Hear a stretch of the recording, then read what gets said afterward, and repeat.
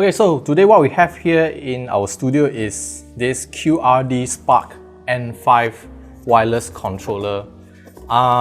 This is a controller they say they made specially for the Sony PlayStation platform.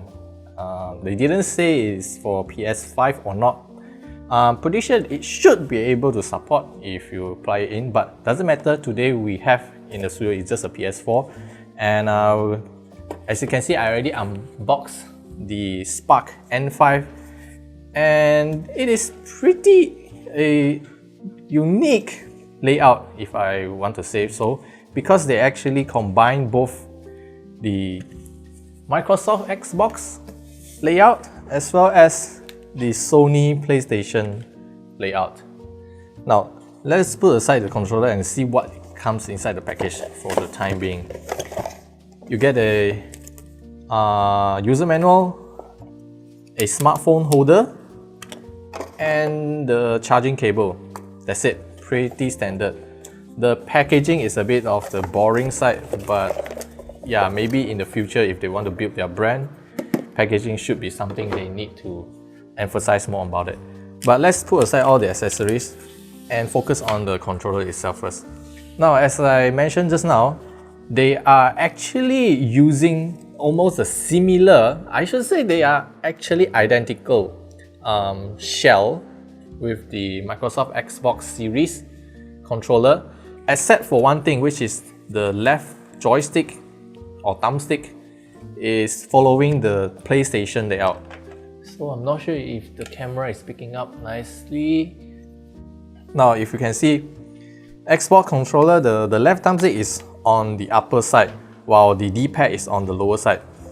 This one, they're using the PlayStation layout, and what makes it so unique is they actually have this touchpad for this controller. That means you can actually use it to play all your PlayStation 4 games that actually support the touchpad input.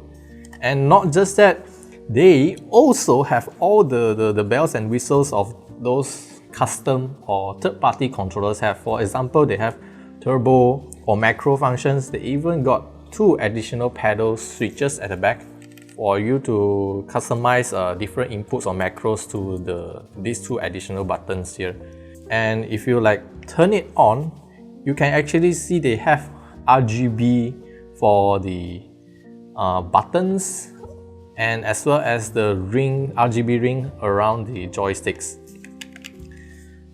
It's not something that you will benefit from, except it looks nice for those RGB fanatics.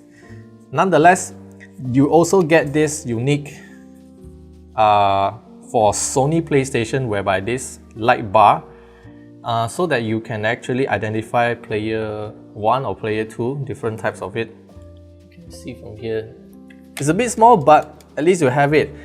And most importantly is the fact that the Sony DualShock4 is using micro USB to charge, whereas the Spark N5 USB-C.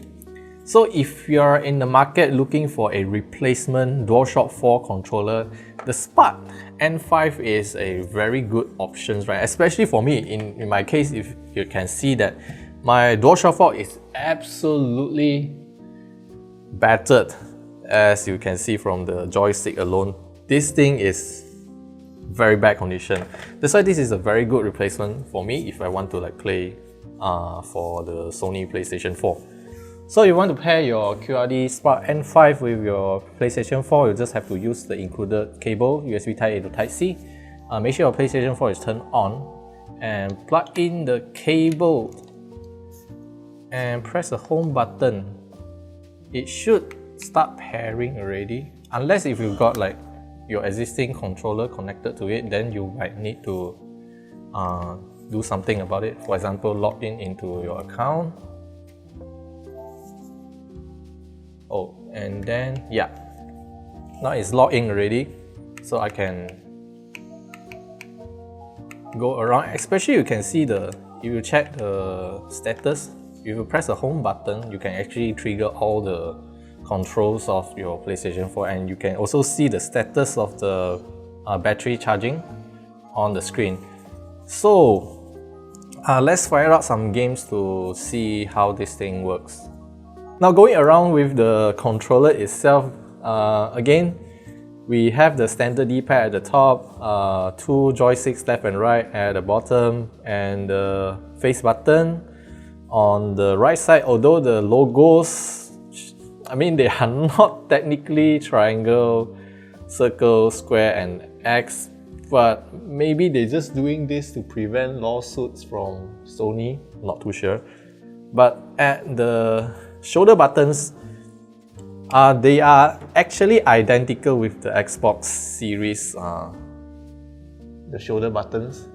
So I actually prefer these shoulder buttons compared to the DualShock4. I believe the DualShock4 shoulder button is, especially the triggers, are actually worse than the Xbox ones. So yeah, that's the thing. In terms of the button feel, I think the buttons on the Spark N5 is quite a bit mushy, especially on the D-pad itself.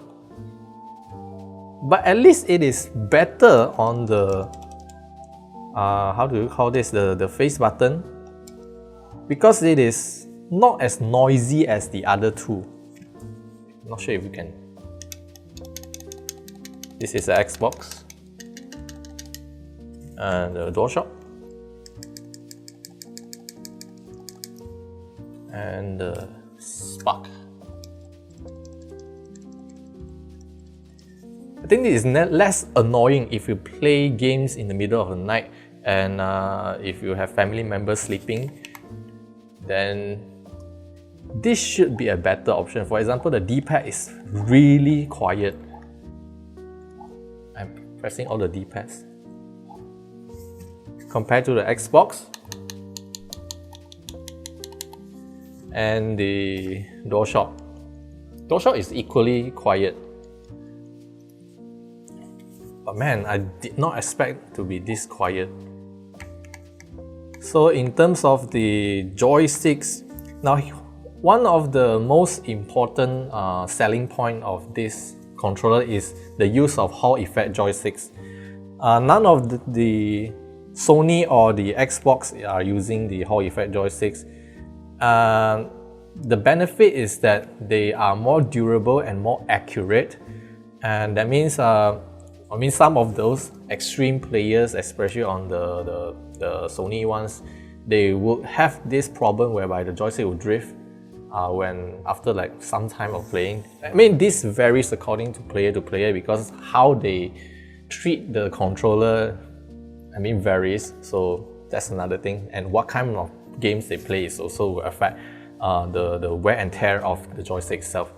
But with the use of Hall effect joystick, theoretically it should last longer for all types of users out there. And it has all the bells and whistles, like they even got 6-axis gyroscope. I'm not too sure what games on the PlayStation 4 can make full use of this. But yeah, there you have it. The RGB, not sure if you can see, you have to press the set button at the back to change the color. So you can change, I think there are 9 color modes. So it's not like a lot, but hey, it's something you can do if you like color. Otherwise, if you don't like RGB, you can press and hold it for about 3 seconds, then it will turn off completely. But it will not turn off all the indicator lights. For example, now I'm on the PlayStation Player 1 is usually blue color, so you can see blue color accents surrounding the shape. You can see it's not that obvious, but yeah. So let's have a round of tests. So it's like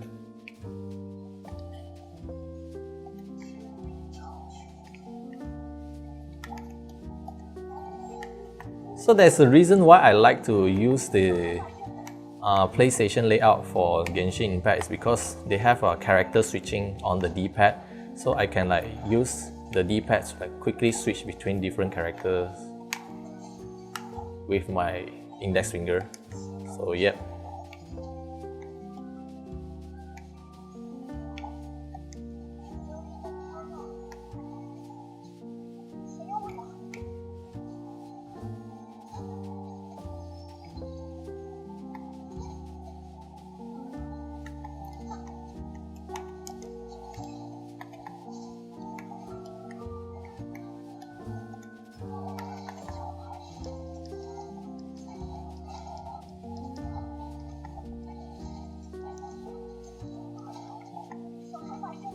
Not the best theme, so don't judge.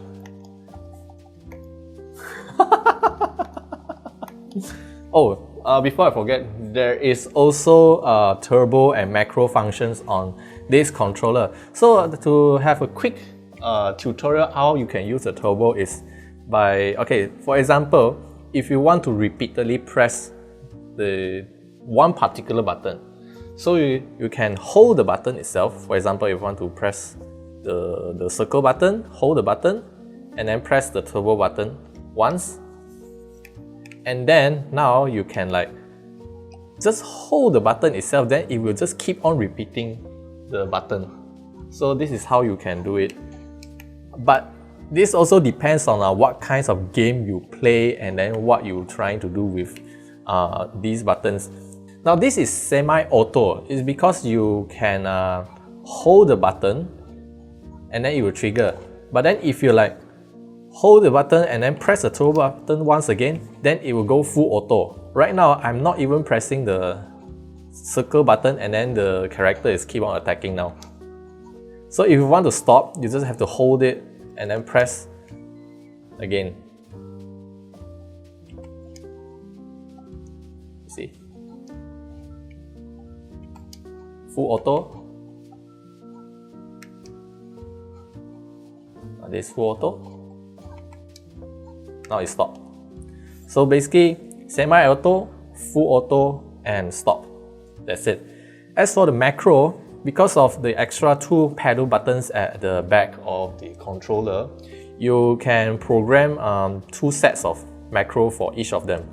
So to program, let's say I want to program the left pedal with a set of macro, I just have to like hold the set button and the left pedal for about 2 seconds. Then you can see the indicator light flashing, and that means it's time for you to program. Let's say I want to program as a shoot and jump, and then you press the pedal again. Now you will feel a vibrate on the controller. That means the set of macro is already saved to left pedal. Let's say I just press the left pedal right now, it will shoot and jump. See? So it depends on what games you play and what kind of action you want to do. You can program 2 different macros on these 2 different pedals, so you can quickly execute them whenever you're in the game. So I think this is a very user-friendly feature for some of those players. They will have repeated actions they want to do, then macro functions is actually a very good feature for this. So for the price, the QRD Spark N5 is officially selling at $48 US, which is about the same price as the Xbox Series controller. But do keep in mind that the price itself for the Xbox Series does not include the rechargeable battery in it, so you will have to pay extra for the rechargeable battery.